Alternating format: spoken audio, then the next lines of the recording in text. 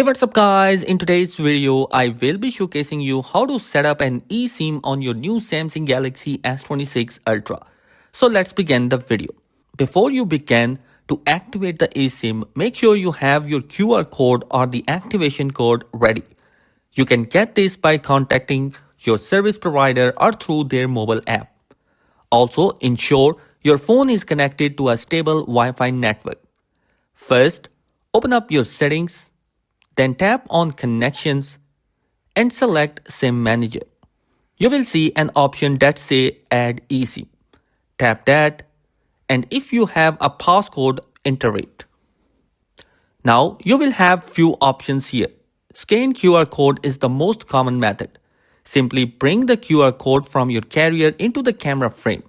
If you don't have a QR code, tap Enter Activation Code at the bottom to type it manually.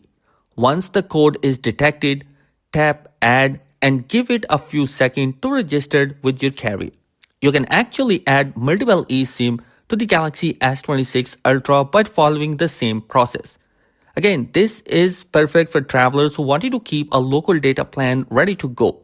Even though you can store multiple eSIMs, only two SIMs can be activated at the same time.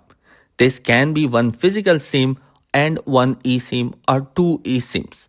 You cannot use three SIMs simultaneously, even though if your phone have dual physical slot. To manage this, stay in the SIM Manager menu.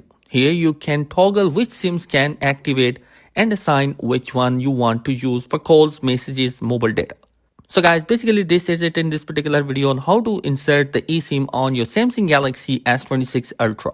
I hope this video will be helpful for you. If you have any question or query, comment down below. Thanks for watching. Be sure to subscribe. Peace.